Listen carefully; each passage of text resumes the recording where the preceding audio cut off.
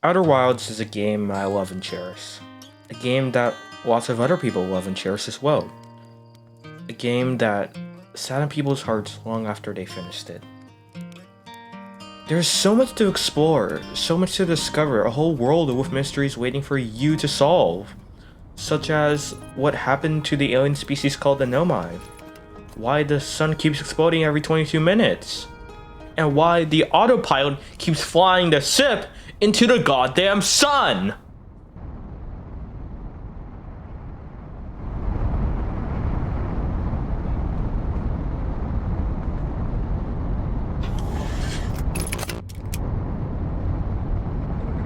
Wait, no.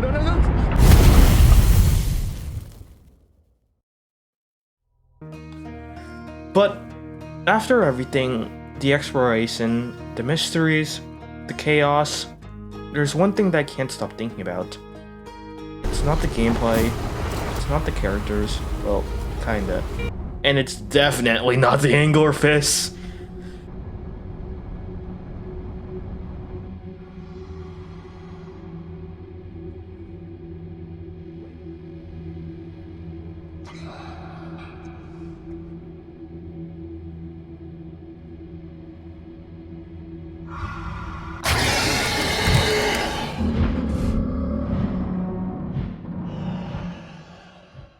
And don't get me started with the horrors in the DLC for the game.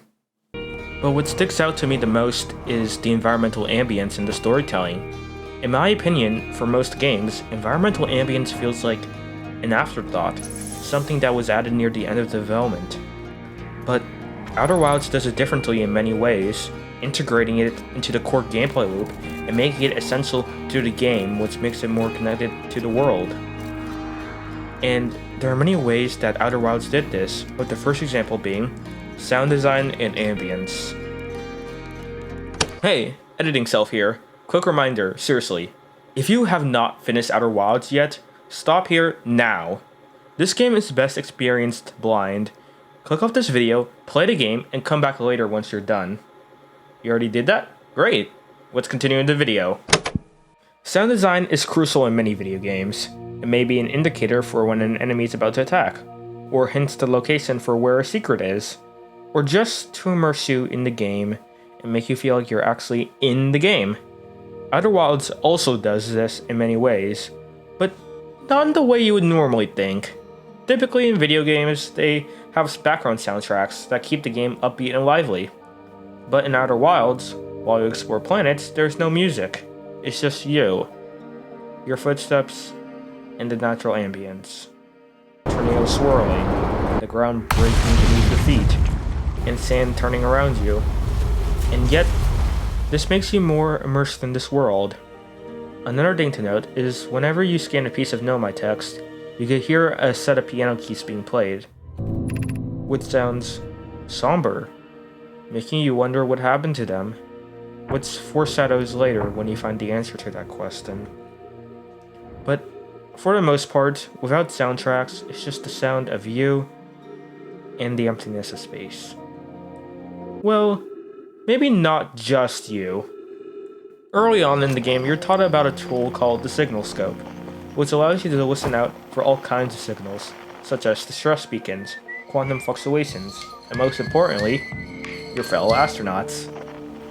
Before your launch, there were many astronauts, also known as travelers of your kind who launched out to space, and are currently on different planets, each with their own set of goals.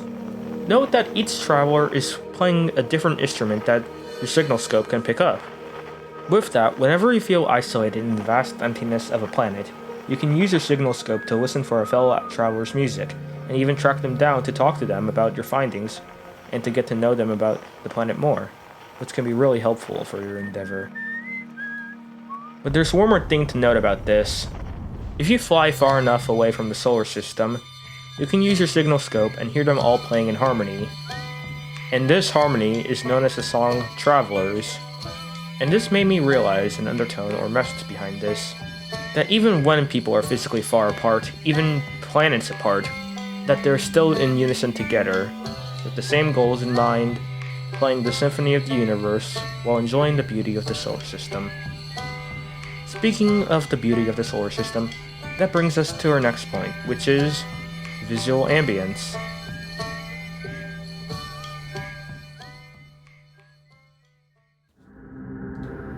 An interesting thing about each planet is that they're all unique in their own way, visually or mechanically, such as the black hole in the middle of the brittle hollow. Still, these mechanics and visuals can also help with storytelling. Let's take the Hourglass Twins for example, a binary system of planets in which one gives sand to the other over 22 minutes. On the Ember Twin, if you go underground following a dark cave system, you can eventually find the Sunless City, or what's left of it after all these years. For context, the Sunless City is where half of the Nomai population grew up, with the other half growing up on Brittle Hollow. Another thing is that with the Sunless City being hidden underground, in the darkness, it feels ancient, suggesting how old it is and when it was made, which is later confirmed by some more Nomai text found in other locations. But as the sand rises, it also creates a sense of urgency to uncover all these lost ruins before it's all buried under the sand once again. But the sand isn't just a hindrance. On the Ash Twin, the planet initially starts covered with sand at the beginning of the time loop. But as time passes on, the sand starts to transfer to the Ember Twin and uncovers some more ruins on the Ash Twin. But these ruins don't look as old as the Sunless City. They look more advanced, raising more questions while providing answers to others, such as how to get to the Sun Station. But by just the visual details of the Hourglass Twins, you can tell how far in advance they got, from them entering our solar system on the Ember Twin, to them figuring how to time travel by just using wormholes on the Ash Twin at the end of the Nomai's journey here in the solar system. Speaking about that, the story in-game has always been interesting to me, and gameplay-wise, it's important to talk about it, but it's done well through the use of ambient storytelling.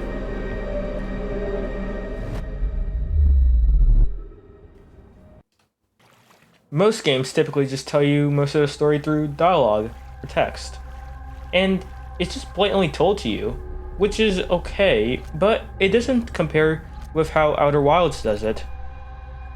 Something unique the game does is present fragments of the story and information through ruins and abandoned sites across multiple planets in the solar system. This forces the player to go on a scavenger hunt, solve puzzles across the solar system, and actually use their brains to connect the dots. A good example of this is in the Southern Observatory on Brittle Hollow, where it's taught through Nomai text that there's two types of cyclones on Giant's Deep, where most of them spin clockwise and express an upwards force, but a few of them spin counterclockwise and express a downwards force. It's also known by the player that there's a current under the surface of the water, preventing you from reaching the core of the planet. But by connecting the dots and these two pieces of information, the player can deduce that to get past it, you must use the counterclockwise cyclones to reach the core. There are many more examples of this in Outer Wilds, and some of them are really complex. But another thing about forcing the player to look for information on their own is that they also learn about the Nomai story. Information from Nomai text is usually hidden in Nomai dialogue with each other, which also discusses their lives and their story. This forces the player to read about the Nomai's story while seeking information to solve the puzzles, allowing them to become familiar with the Nomai, relate to them, understand their humor, and relish through breakthroughs and new information. But on the player's journey, they explore a comet in the solar system called the Interloper. Inside the Interloper, the player can find two dead Nomai, and reading their logs reveals that this comet brought a deadly substance called ghost matter that plagued the solar system and killed all the Nomai. This discovery, in most cases, would probably be made by the time the player had gotten attached to the Nomai, which makes this discovery, compared to most of the other discoveries, tragic, sad, and depressing. But this discovery can also push the player forward. Knowing that the Nomai had an abrupt and cruel end can motivate the player even more to carry on the Nomai's legacy and finish what they started in locating the eye of the universe.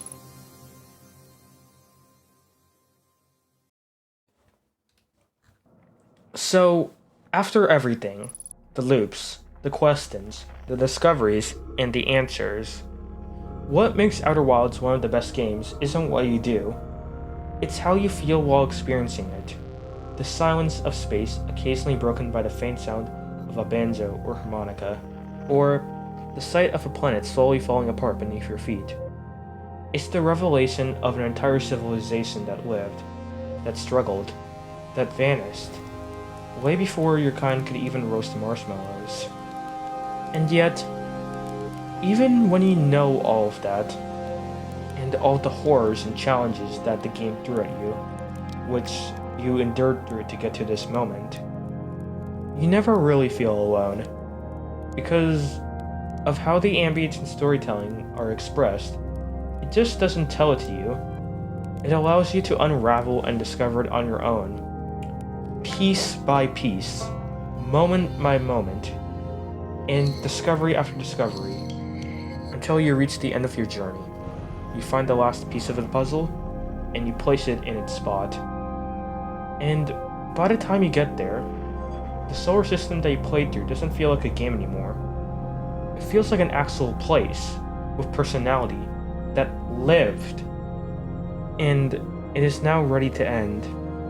And even though everything is concluding with closure, it's still comforting about it, because just like your fellow travelers, just like the Nomai, you were here, you explored, you learned, and you discovered you were a part of it, and made one of the most meaningful impacts. And in the end, that's what makes Outer Wilds one of the best games, and what makes it unforgettable.